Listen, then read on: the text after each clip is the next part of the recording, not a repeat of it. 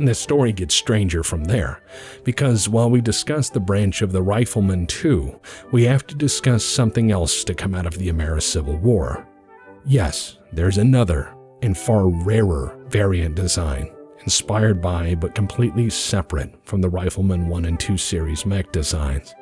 Okay, I've said this before, but I need to say it again. I'll preface my argument with this. Stephen Ameris was a weird guy. Yeah, I've covered the bib thing before. Yes, the bib. That is a bib. I've also covered the sun laser thing too. Yes, Venus was once completely habitable and nice thanks to a solar shade. Ameris tried to turn it into a doom laser to stop the SLDF fleet, but because this plan is absolutely batshit and poorly thought out, the sunshade broke and Venus is ruined for all time. So, what if I told you, in addition to his many other faults, Ameris had this problem a lot of despots and tyrants do. They believe in wonder weapons, ultimate iterations of weapon systems, and that bigger is better. And being surrounded by enemies slowly tightening the noose on your dying empire, despots and dictators tend to go all in for expensive, foolish, and utterly insane weapon systems.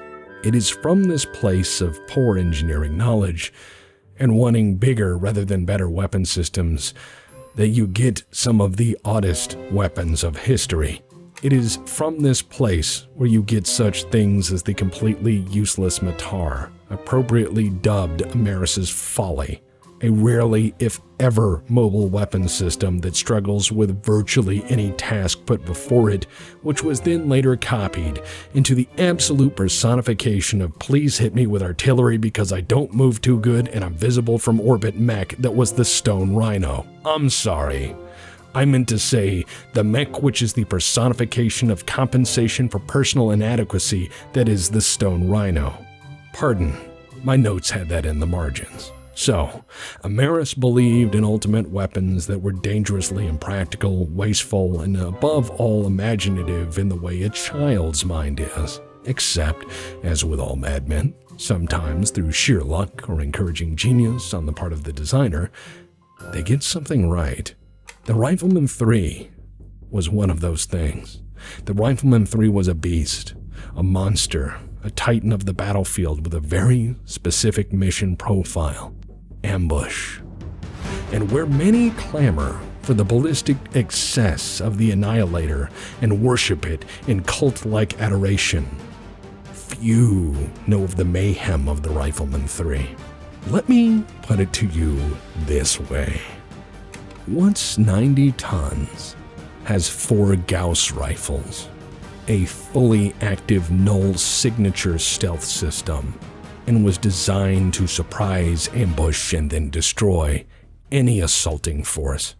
The Rifleman III is or was that very monster, and before you heap adoration on it, know this. 1, it had enough ammo for 4 volleys only, before needing to retreat and rearm. 2, it was as slow as an urban mech. And 3, it had only 10.5 tons of armor for its 90-ton mass. But regardless of these obvious shortcomings, in its intended battlefield role, it was impressive. It is now known that there was only the single experimental prototype. It was one of many last-ditch weapons Ameris had envisioned in the twilight of his imperial delusions. What is known for certain is that it was destroyed during the Battle for Terra in the closing act of the Ameris Civil War, entombed and forgotten among the wreckage of a ruined city. Its rediscovery highlights what can happen when a madman gets something absolutely right. In its first and only combat action, barely assembled, barely running, the prototype downed 9 SLDF battle mechs before becoming incapacitated, either by the battle itself, a lack of ammunition, or equipment breakdown. I feel, personally, that it's a design worthy of a remake, but I'm no captain of industry and my stock portfolio is far below being influential.